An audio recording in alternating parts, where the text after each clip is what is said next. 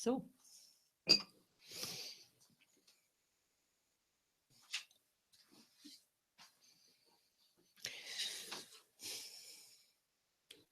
the wisdom of emptiness.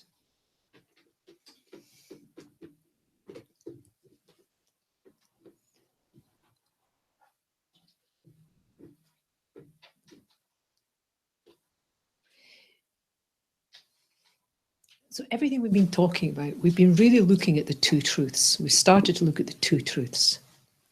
The ultimate nature of reality, which is empty of inherent nature, and the conventional nature of reality, which is a dependent arising. And the whole world can be explored like this. So exploring emptiness helps us explore the nature of reality, emptiness, seeing the emptiness of inherent characteristics, inherent nature, self-existent, independent existence, this ultimate nature. And dependent arising, exploring how things do exist conventionally. Understanding that, especially within the school of Buddhism, if you can look at one, always look at the other. Because you can really, dependent arising is a good way in to emptiness. You can discover emptiness through dependent arising, clearly. And you can develop, you can understand dependent arising through emptiness. But where some people find emptiness a bit daunting, and when we think emptiness, of course, you have to keep thinking empty of. It's empty, it's not that it's not there, but what is it empty of? It's an empty of inherent nature. Empty of the tableness of the table, the strong idea of I, the self that seems to inhabit all phenomena. That's what it's empty of.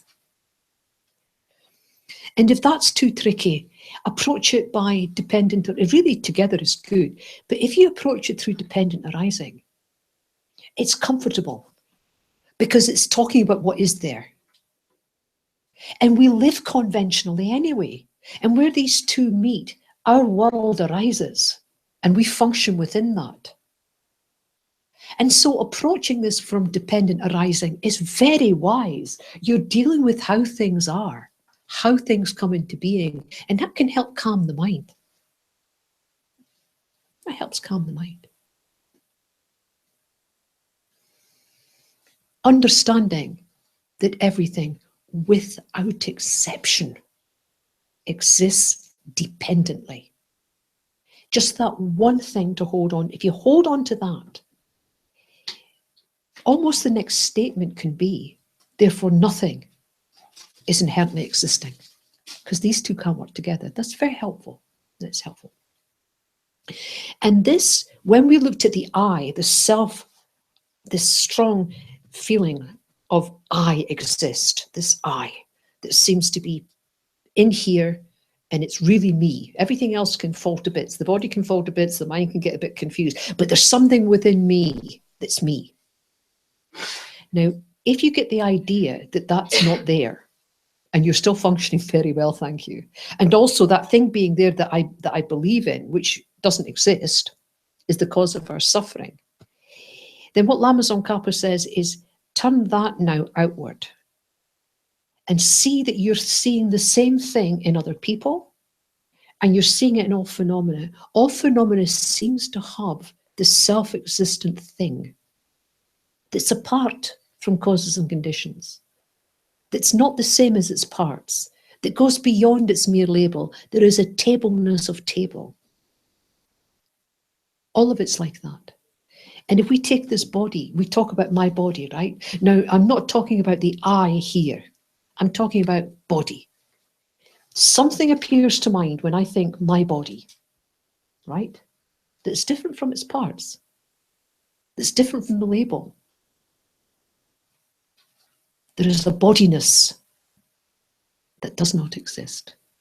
In the same way, there is a tableness that does not exist, a microphoneness that does not exist apart from causes and conditions, its parts and its label. And what we do is when this happens, we exaggerate, we superimpose upon reality a fabrication, a hallucination of the object. And that's what we relate to, the hallucination. Wakening up means getting rid of that illusion and dealing with reality. No more than that. And there's nothing in this world that we hold more precious. Well, I'll say that. Our body. This idea of body, this is my body, is very strong. And there seems to be something here. Now remember, I'm not talking about I. I'm talking the bodiness of body. That seems very, very, don't mess with the body. Yeah, there's something in here. Let's explore that. Using the same type of logic that we've used before. And this is the same logic you will use to everything, whether it's an iPhone, whether it's your house, whether it's your job, it's the same thing. We just have to get used to this pattern of thinking, okay? So using the 3-breath method just to calm the body and mind.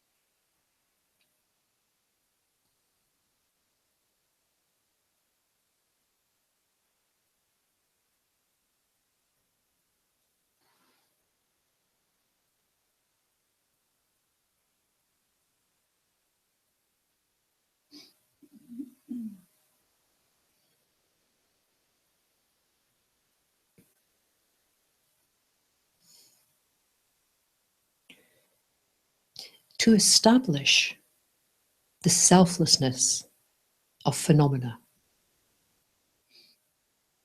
it's necessary only really to choose one or two phenomena that you have a strong attachment to. Apply the logic to that. See its selfless nature. And you begin to view all phenomena this way.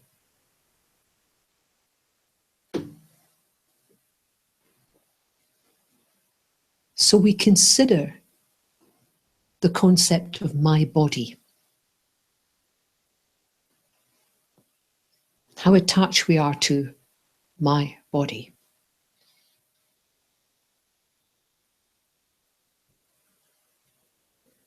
It's clear we have a body.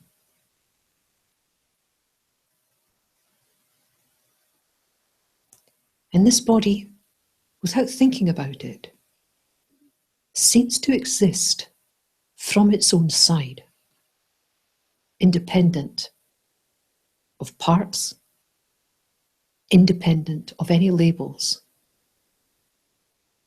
My body, strong, separate.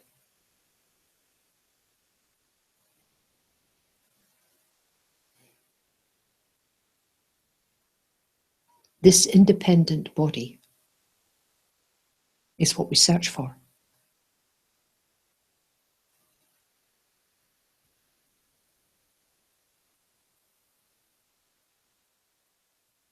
Remember, at the beginning I said one of the most important steps to take is to understand the object of negation.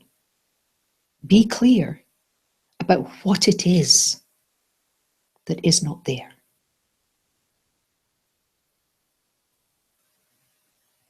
So it is this exaggerated,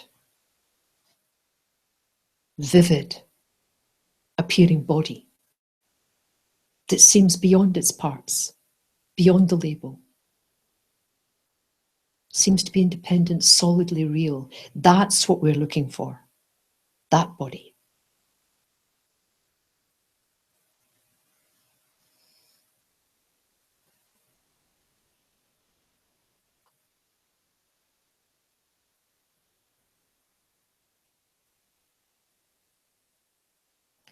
If that vividly appearing body is real,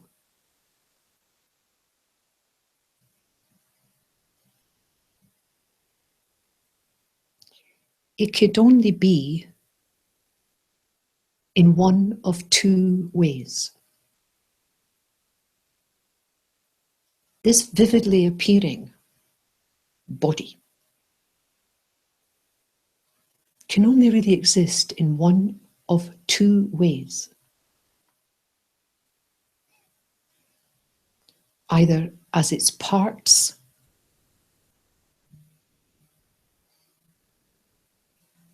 or separate from its parts.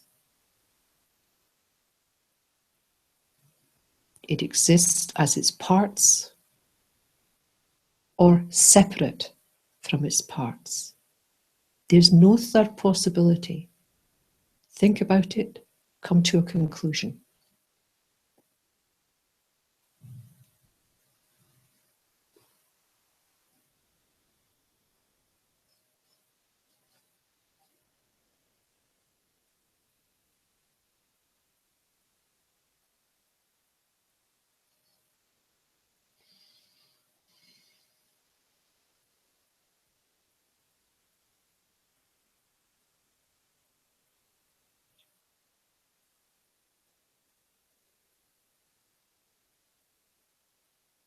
If it exists as its parts,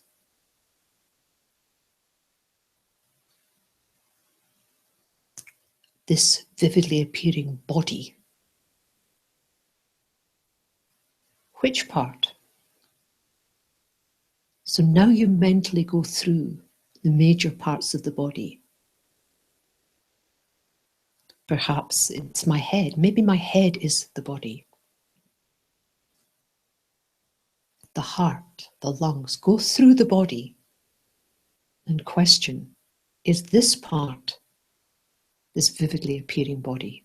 Leave nothing out. Go through all the parts.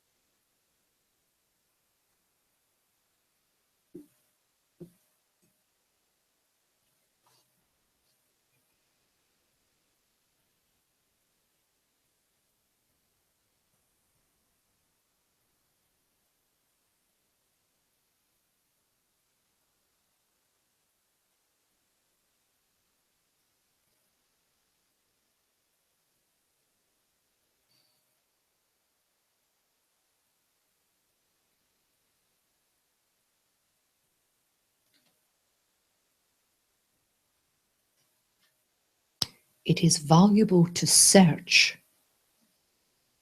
and not find. It is not valuable just to decide without searching.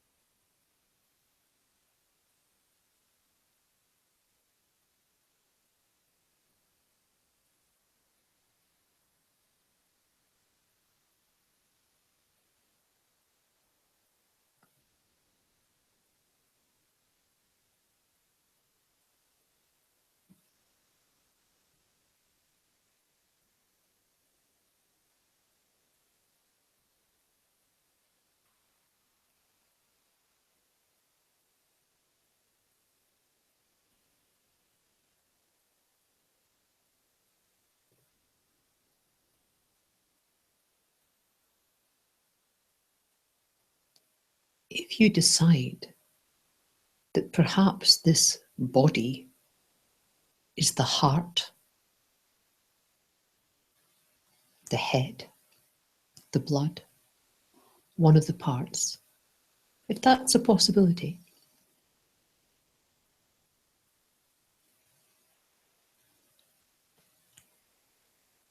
then what are the other parts?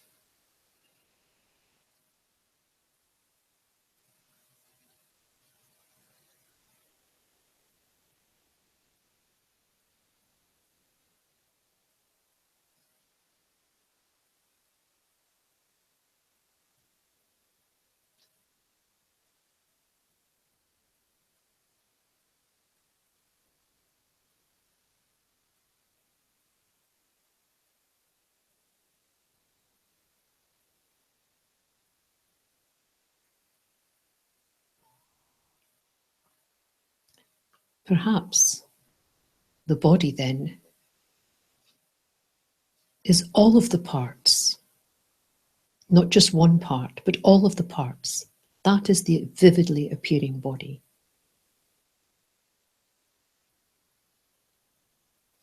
Is that a possibility?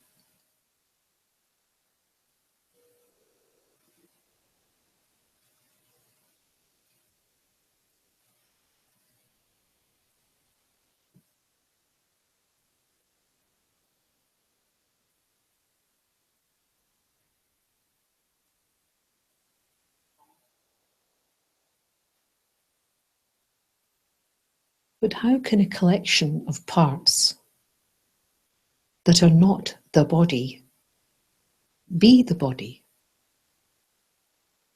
How can a collection of non-body become body? Remember, it's this vividly appearing body.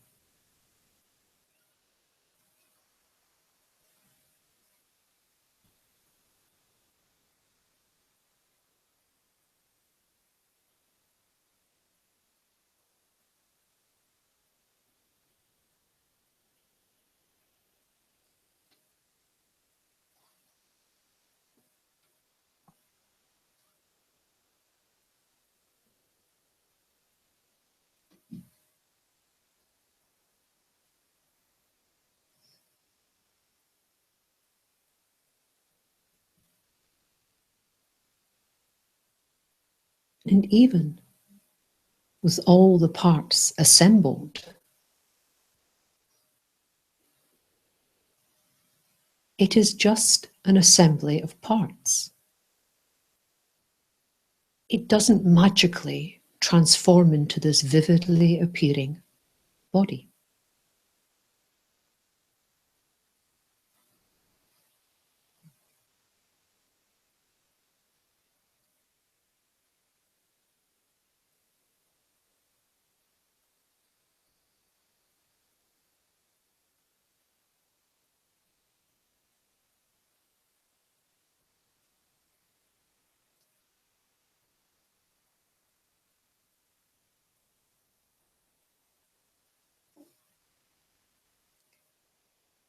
Now recall a situation when you were extremely happy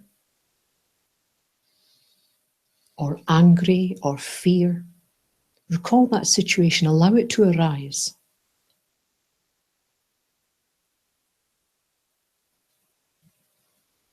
Someone insults you.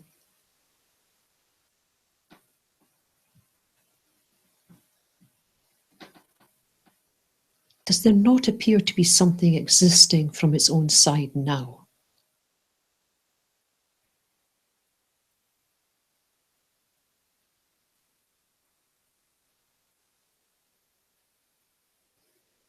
In this type of situation, it does not appear, this body, to be merely a collection of parts that have been labeled. There appears something else.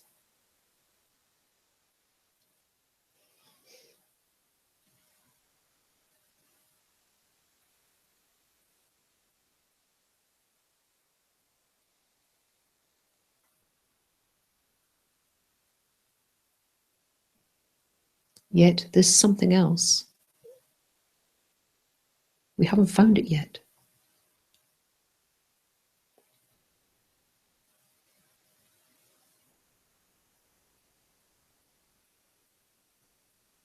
in this collection of parts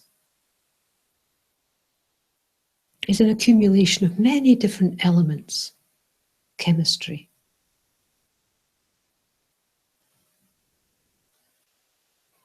And if this vivid appearing body is not its parts, either a single part or a collection of parts, the only other possibility is that it's separate from its parts.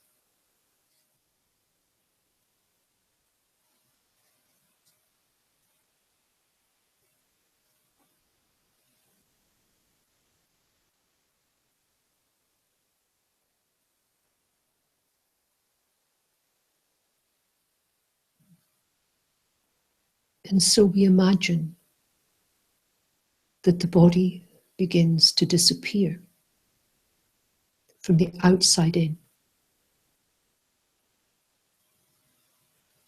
until nothing is left.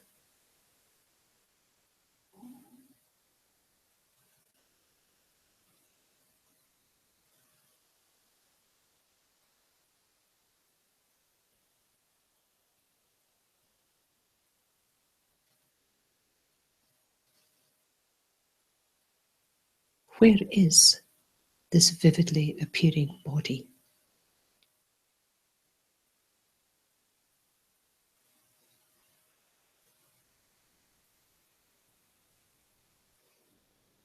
There is nothing left that can be this body, this vividly appearing body.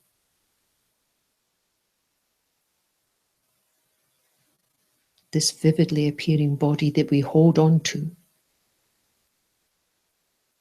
cannot be found.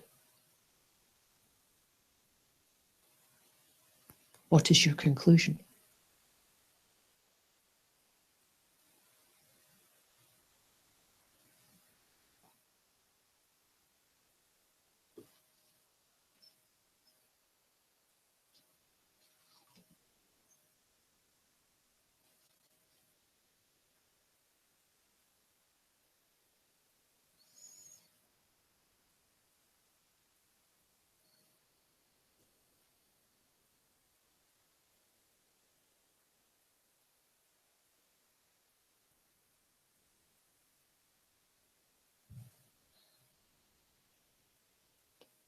Where there was previously an inherently existing body,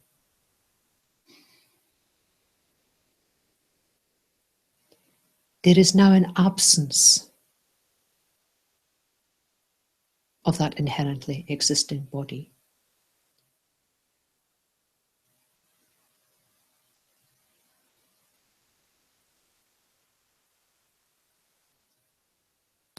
This is what is meant by the emptiness of the body.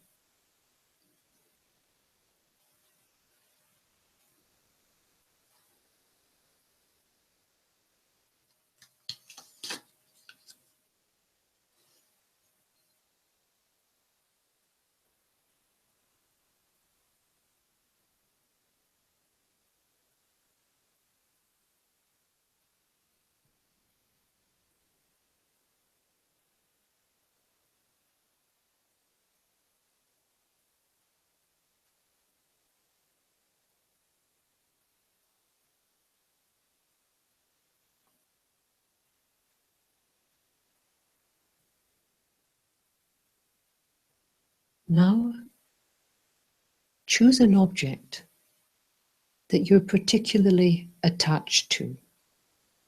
Make it clear in your mind.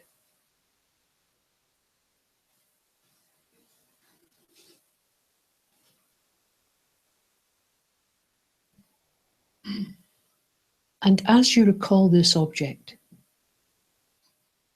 there's a powerful feeling that this object exists beyond its parts, beyond its label, beyond causality. There is a vivid appearance of this object, which seems to be a separate entity, independent.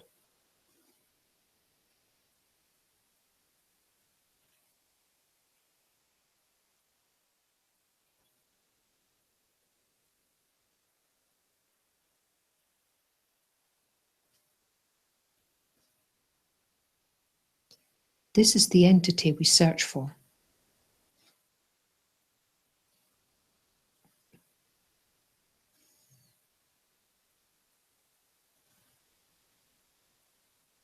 If this object is as it appears to be, independently existing, then it can only exist in one of two ways.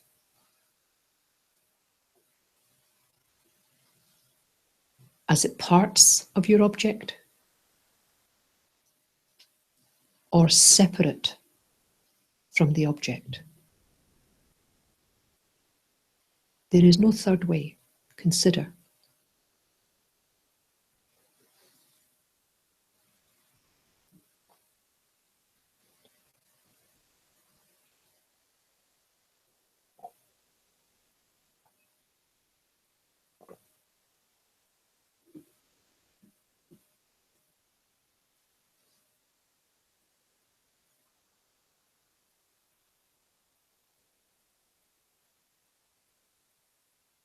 Does it exist, this vividly appearing entity?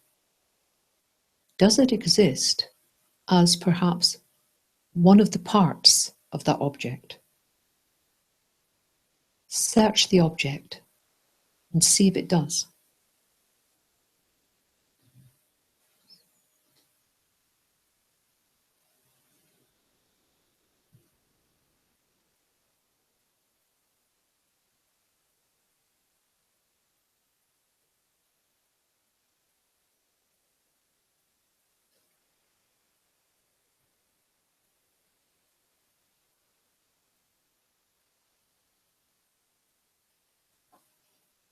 If not a particular part, then perhaps a collection of parts. Maybe that's the vividly appearing entity.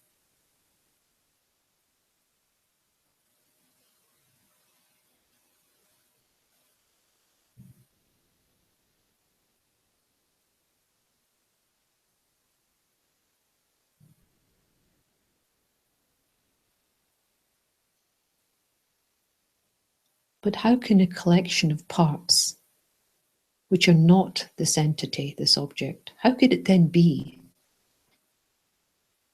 the object, this vividly appearing object? How can a collection of not the object be the object?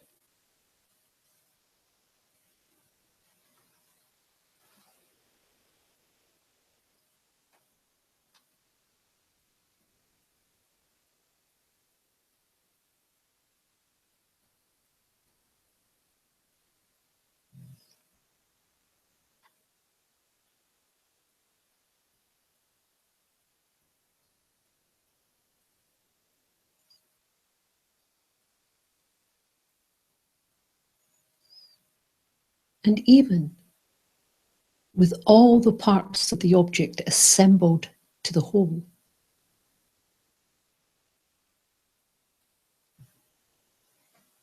they are a collection of parts which you have labelled. Nothing more. This vividly appearing sense of this object, that does not exist.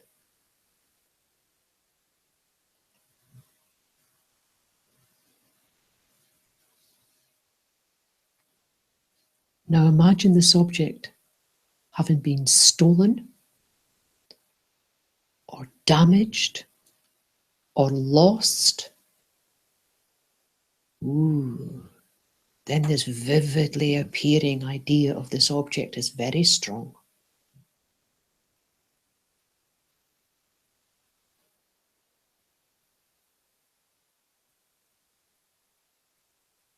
So strong it seems to be present from its own side, this object.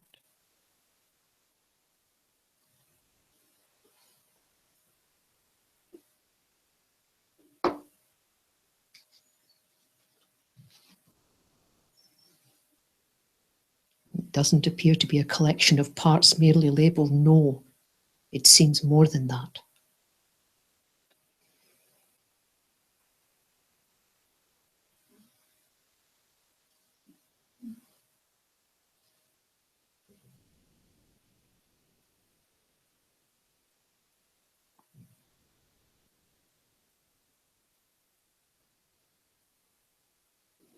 So perhaps it's separate from the object. So imagine the object now disappearing,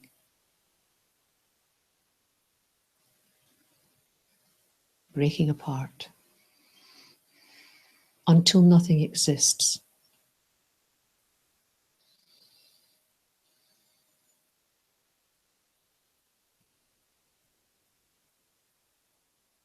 Where is that vividly appearing object?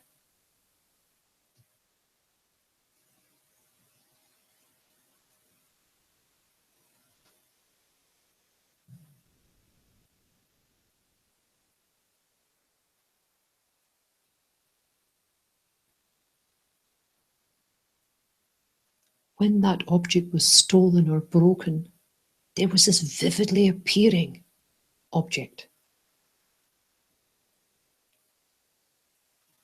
And now there is an absence of that vividly appearing object.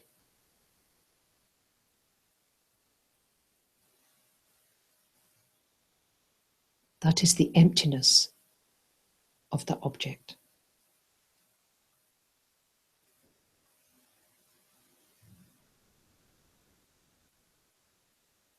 This absence is the absence of a self-natured,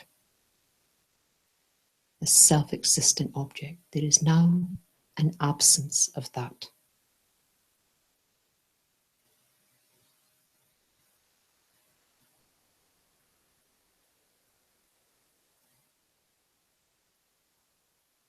All phenomena can be examined logically in this way.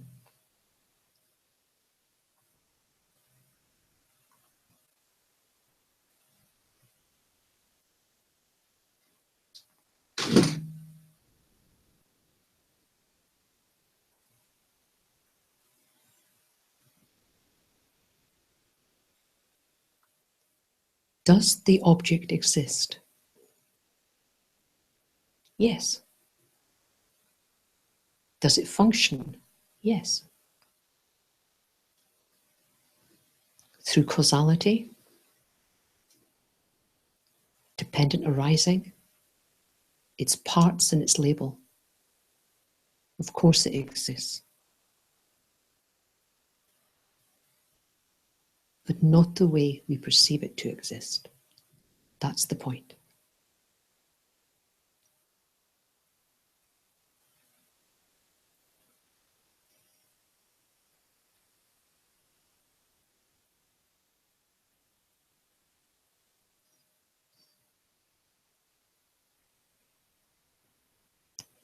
Thank you.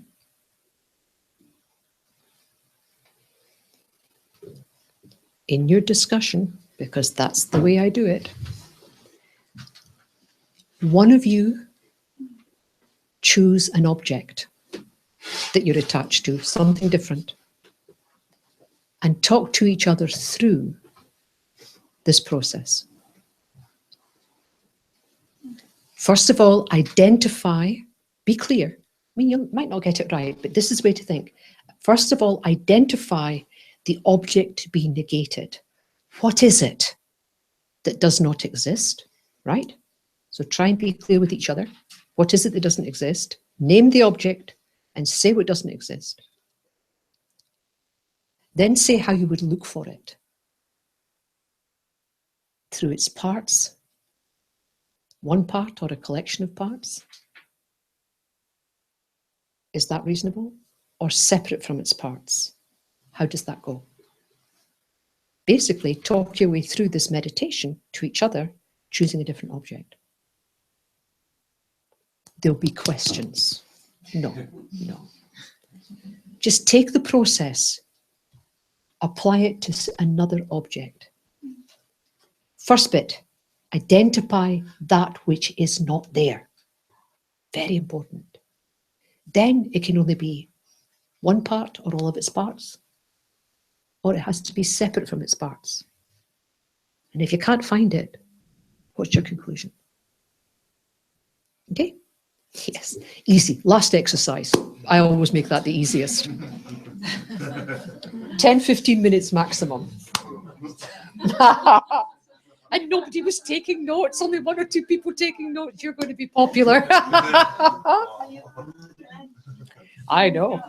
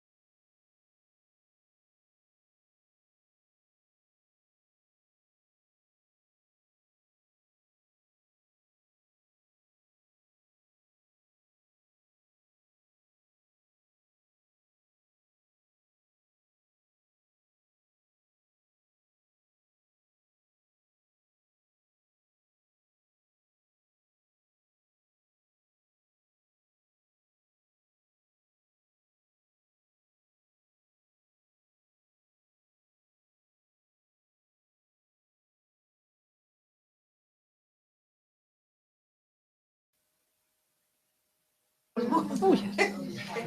That's fine. That's much better than being certain about something that isn't correct. Yeah.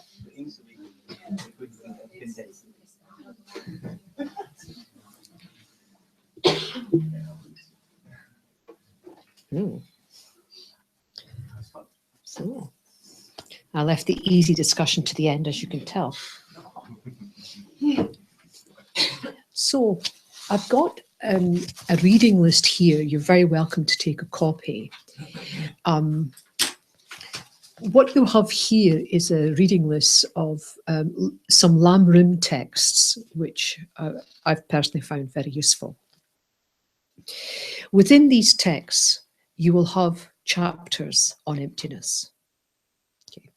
Now, it's true there are books written on emptiness, and some of them are extremely good. If anybody wants some individual recommendations, I'm very happy to do that. But as you know, I'm very keen on context, especially if we're not used to this particular topic. And so what I find very useful is to find a Lam Rim text that has all the stages of the path, which will include chapter or chapters on emptiness. And I find that is one of the best ways into this, because you can then check on the concentration and the ethics and how that works. So please feel absolutely free to take a reading list if you find that useful. If you would prefer it, if you've done some of this work before and you think, no, I want to go a bit deeper, then, you can do a Google search, but I have one or two texts, names of texts that I could let you have, and they're worth exploring from my point of view. Okay, so please feel absolutely free. Can you just in the short tell what Lam Rim is? What is Lam Rim? For what is Lam Rim? Yeah. Okay. So as I said on the Friday, that Lam Rim is a way of presenting all of the Buddha's teachings in a very logical, systematic, and accessible way. It contains not only all the teachings, it contains how to study, it contains the meditations. It encompasses the three principal aspects of the path, the Four Noble Truths, ethics, concentration, and wisdom, and presented in such a way that it's very accessible. Very accessible. This was actually put together by Lama Atisha, and Lama Tsongkhapa revived this in the 14th, 15th century. And it is taught, Lam Rim, in all the schools of Tibetan Buddhism. But only in the Galupa school is it taught as extensively, as an extensive topic. I mean, it really is. None of the other, the schools have it, absolutely. But the Galupa school, it is their major text. Their major text. So I highly recommend it, highly recommend it. So these texts that are in this Lam Rim reading list, they contain the whole of the path. And so the wisdom wing will be in there, and it might be just more accessible to start with. If you're after something else, then I can certainly supply that. Okay? Okay. So, and if you don't have a handout on this, just the Lam Rim outlines, please, feel free. There's plenty of copies here. So, feedback. How did you get on? Yeah. How many people got stuck at the first bit? The object to be negated. No? Oh, good. What's your feedback from that? Was it as straightforward as you thought, or not so straightforward, or?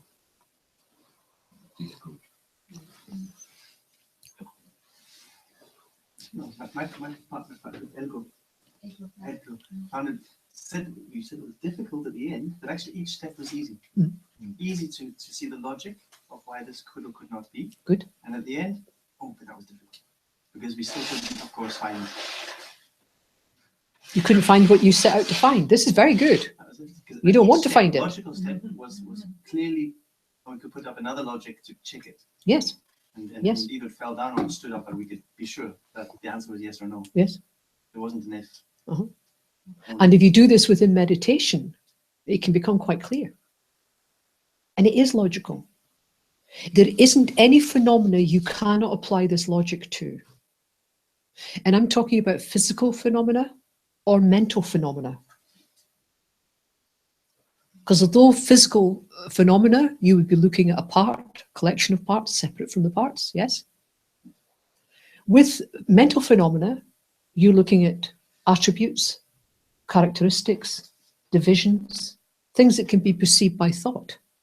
You apply the same logic. Apply the same logic. Don't think this is just physical. This is all phenomena without exception. Physical phenomena has physical parts, just the way phenomena is. Mental phenomena have mental parts, but they're attributes, they're characteristics, they're divisions, they're directions. There's things you can perceive by thought. Same logic applies. Could you give us a small example? Any example, any mental example. What about mind? Sadness. Hmm? Sadness. Sadness is a phenomena. You could look at that. It's an emotion, but you can't. It's a phenomena. So how could you look at sadness? The sadness of sadness. Does sadness have any parts? What are the characteristics of sadness? Think about this. What's some of the characteristics of sadness? Come on, we've all been sad. Something happens. Okay. Yeah. So there's physical changes in the body. Okay. There's an external thing that happens. Okay. There's grief,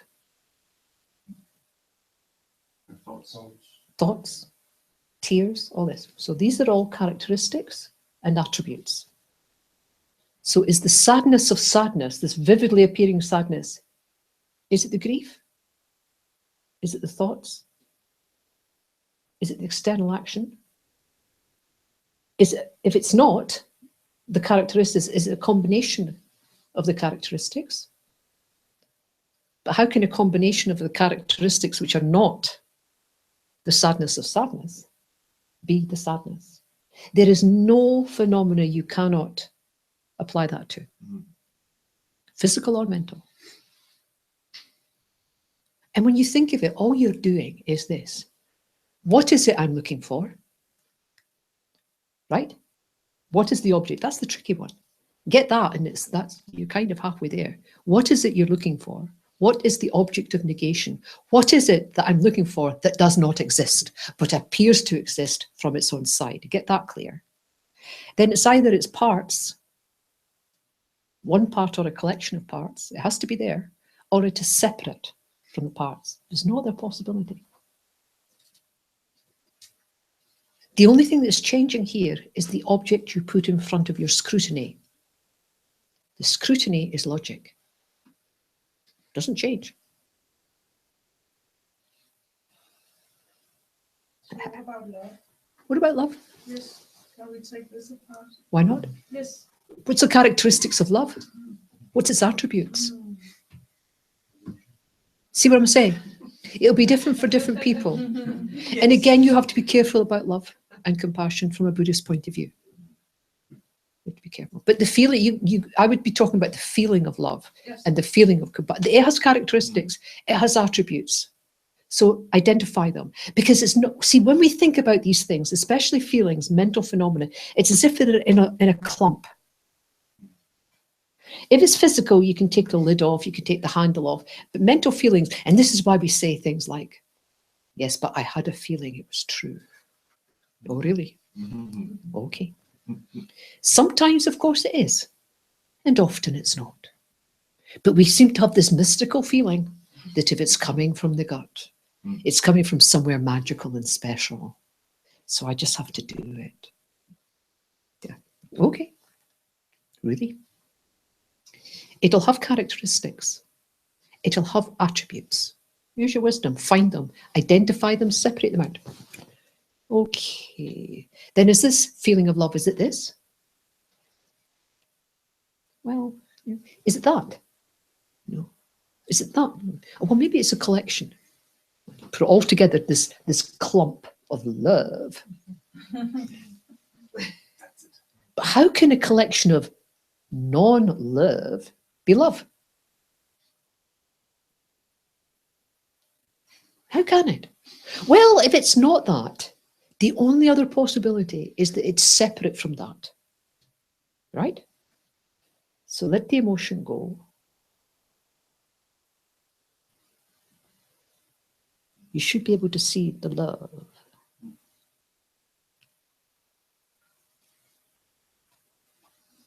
What's your conclusion? It exists, it doesn't have its own nature. Sounds good to me. But it does exist. It exists. I'm very happy with Of course it exists. Of course it exists. like the 2 levels. Yes. Yeah. This is the beauty of it.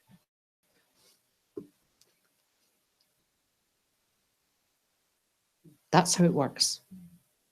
And if you do it that way with dependent arising, you don't fall into nothing exists.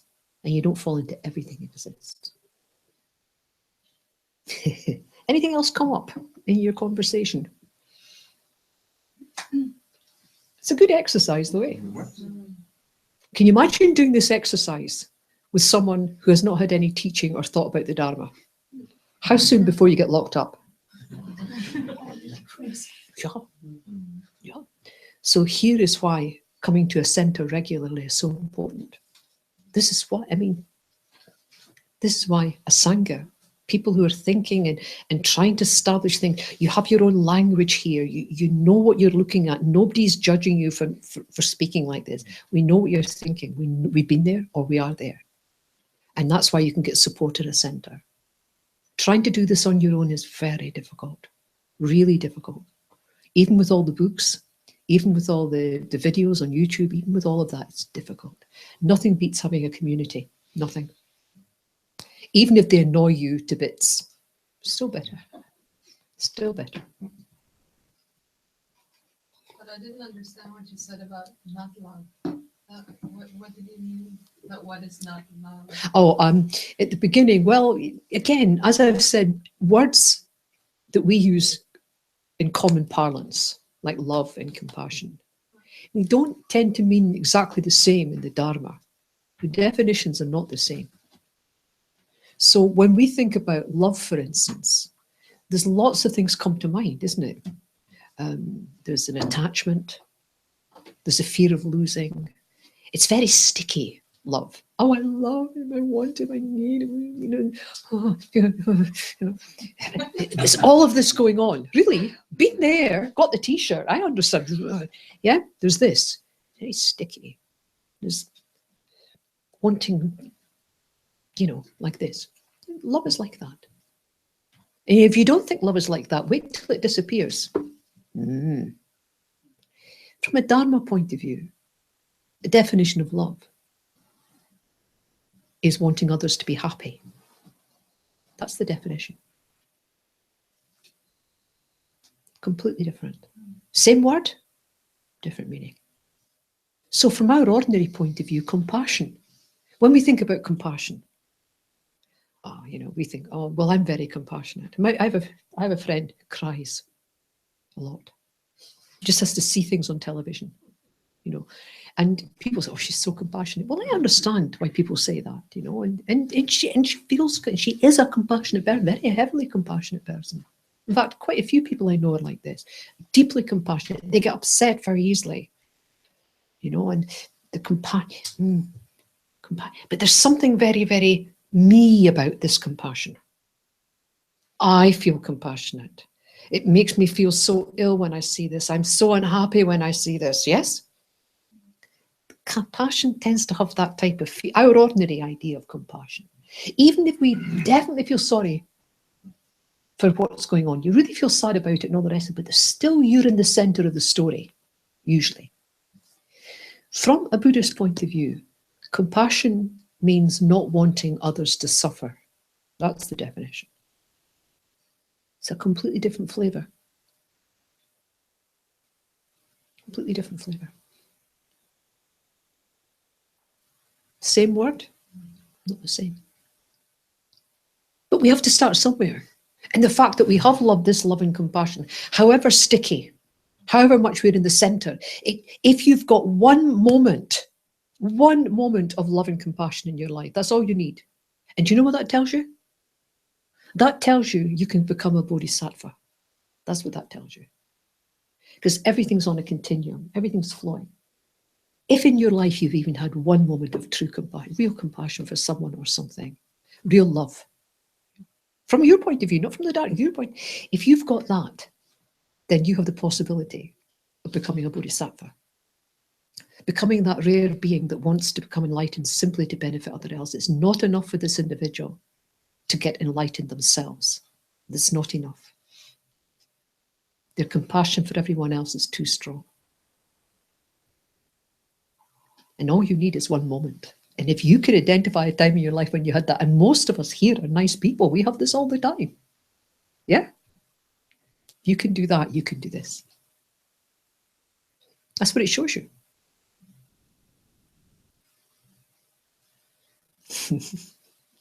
Well, I think you've had enough, so let's do some prayers.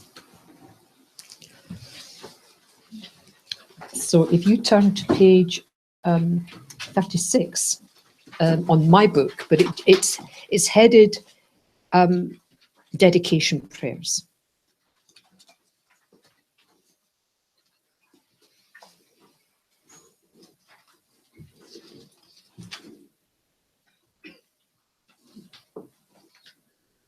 So just for the blessing, we're going to do the dedication prayers twice. We're going to do them once in the Tibetan and once in the English, just for the blessing. And remember the motivation you had this morning. Bring that to mind. The energy, the positive karma you've created, direct it towards achieving what you set out to achieve. Real dedication. The prayers, they help us do that.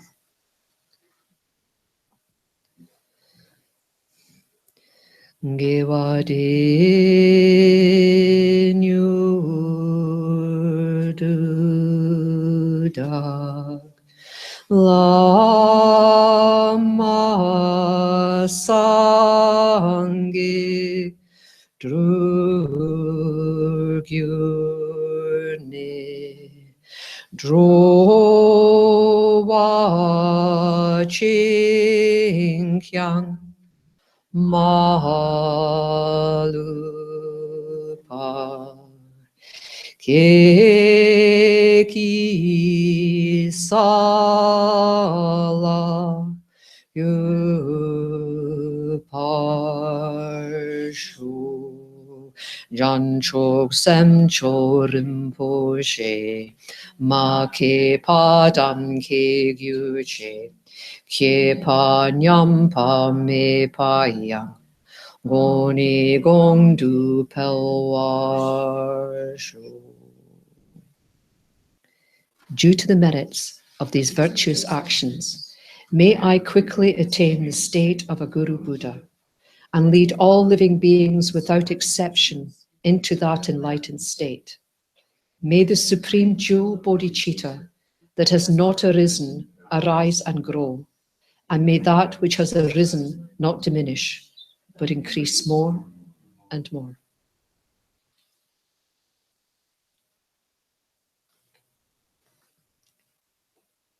So from my side, I'd like to thank you very, very much for giving up your weekend and coming here. It's been an absolute delight.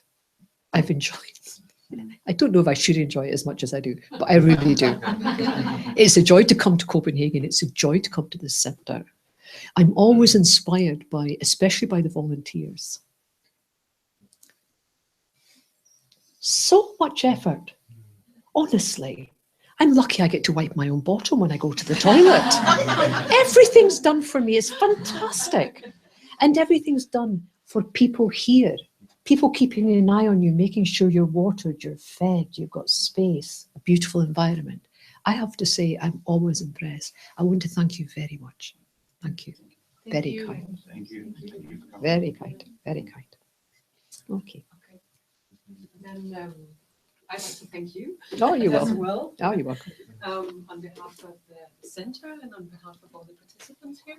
Okay. And thank you for giving me the time and giving us these wonderful t-shirts. Oh, you're welcome. You're welcome. So this is from the center, From the centre. Yeah. Okay. and this is from all the participants. Oh, how with kind. this wonderful cup. Oh, I can feel a lot of coffee in here. That's what I feel in here. How kind. Thank you so much. So much. Please have a nice coffee, tea. For those of you who wish to talk a wee bit more about prostrations, fine. If you don't, I can understand, because people can at this stage can have had enough. You know, and if that's the stage, I take no ill will. If you've had enough, please, no problem. But if you do want, I'm sitting here. Otherwise, enjoy your coffee and tea.